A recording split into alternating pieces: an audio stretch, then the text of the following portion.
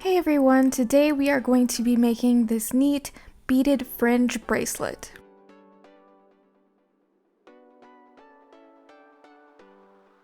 Today we are going to be using 11-aught Miyuki rocailles seed beads, and this is a bead mix called Metallic Rain that I got from Barrel of Beads. This is not sponsored, I just really like doing business with them, so check them out if you haven't already. We are also going to need one of these square metal hoops, 2 4mm jump rings, 2 wire guards, 1 12mm lobster clasp, and 1 2-inch extension chain. I'm going to be using black polyester thread, which I've already preconditioned with beeswax. I'll have a link to the video where I show you how I go about doing that in the description. You are also going to need a sharp pair of scissors and a pair of needle nose pliers. I've got my length of thread ready to go in my big eye needle. And the first thing I'm going to do is tie the end of my thread around my square hoop. You're going to want to leave yourself a couple of inches for a tail. And I'm going to tie a double knot to make sure it's not going anywhere. Next, I'm going to pick up 2 beads. I'm going to pull them down to my knot, put my needle through the hoop, and then back up through the bead on the left. And just like when we do our brick stitch, we're going to have to go back down through the bead on the right and then up through the bead on the left again to be able to make the right hand bead lay flat. Next, we're going to pick up 1 bead, put our needle through the hoop, and then back up through that same bead. And then we're going to pull it down to our hoop nice and tightly. So we're basically doing the same thing as a brick stitch, but instead of going through a thread bridge, we're going through this metal hoop. So we are going to keep adding beads in the same manner all the way across this side of our hoop. And just make sure that you keep pulling these beads nice and snug. So you should be comfortably able to fit 13 beads all the way across. So for this last bead, I'm going to put my needle through the thread bridge next to it. And I'm going to pull my thread through until there's just a small loop left, and then put my needle back through it. Pull it nice and tight, and that creates a little knot there to secure the bead. I like to do a little wiggle back and forth to make sure that the knot is working its way into the bead so we're not seeing it. And I'm going to do that one more time to make it extra secure.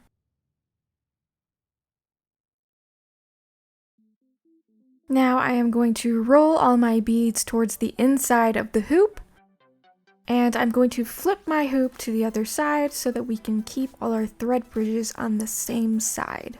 That also means I need to put my needle through the hoop to bring it towards the front of our work again.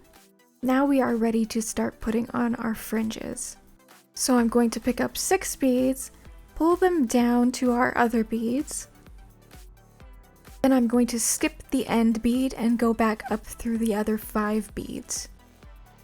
I'm also going to be going through that top right hand bead.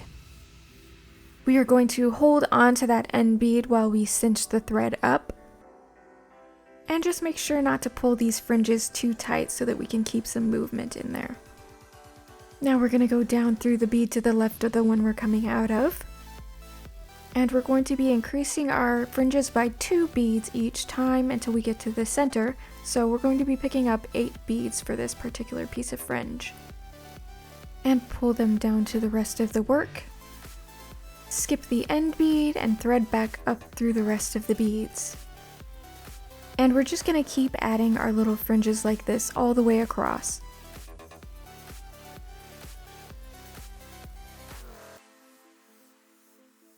So for this one, we're picking up 10 beads.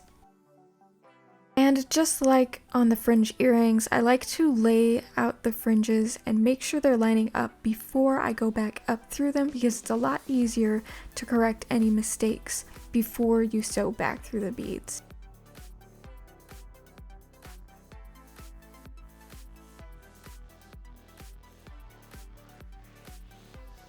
So the next one's going to have 12 beads,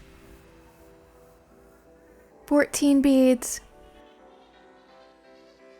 16 beads, 18 beads, And since that was the middle, now we start decreasing back down to 16 beads, 14 beads, 12 beads, 10 beads, 8 beads,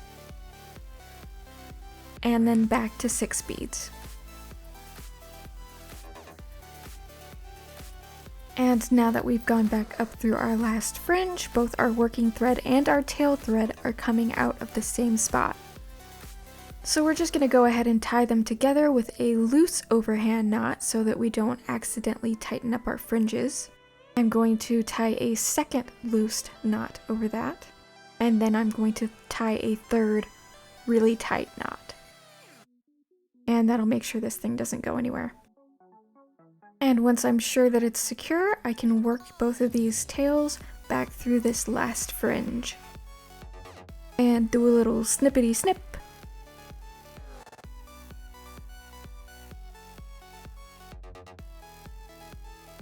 And now that the fringe pendant is done, we can move on to the necklace part. So I've got another length of thread already on my needle here, and I'm going to be putting on a stop bead first. I've chosen white here so it really stands out. You're just going to go through the bead 1 time, 2 times, and then 3 times.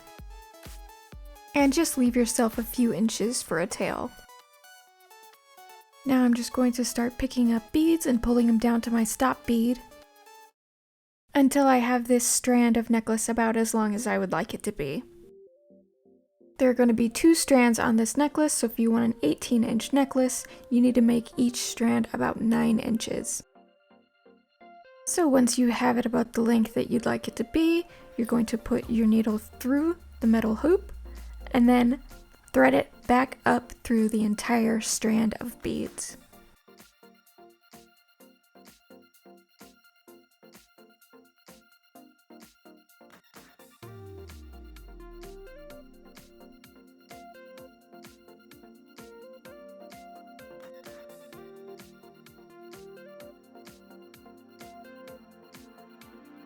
Make sure that once you get back up to your stop bead that you're not going through the stop bead itself. And then we're going to pick up one of our wire guards, go up through one leg and down through the other, and then start making our way back down through the necklace again.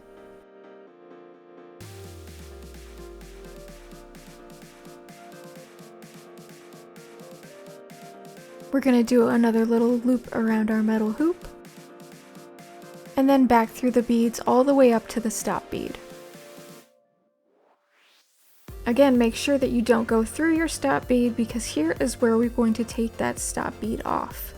So it's super important that once you pass up your stop bead, you're going to go back around your wire guard. And then both your working thread and your tail thread are going to be coming out of the same area. And at this point now we can take off our stop bead. I'm just sliding my needle under those loops to pull them out, and then we'll be able to tie our 2 ends of thread together. I'm going to tie a loose overhand knot so that I can make sure I'm not tightening up my necklace too much. A second loose overhand knot, and then a third really tight knot. And then we're going to work both our ends back through our necklace strand.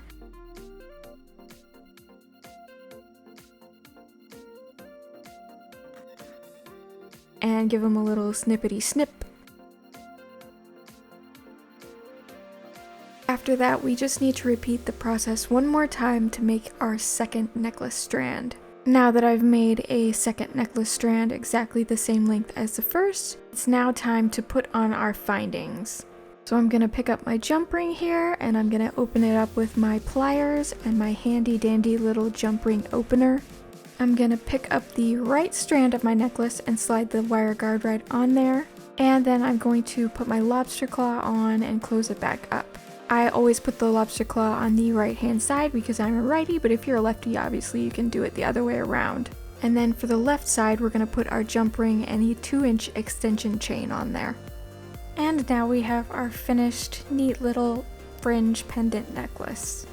It matches perfectly with the fringe earrings we made last week. If you haven't seen that video already, I will put a link in the description for you. And I have made this style of necklace and earrings in all sorts of colors and patterns, so really the possibilities are endless with these. If you would like to try your hands at making your own designs and patterns, I have grids specifically made for fringe earrings in my Etsy shop. And for the fringe necklace design, you could easily use the bottom of one of the fringe earring design pages. I will leave a link to those in the description also. Thank you for watching. I hope you enjoyed this tutorial. If you'd like to see more like it, go ahead and throw me a subscribe, give me a like if you're feeling frisky, and leave a comment if you got something to say. Okay, bye!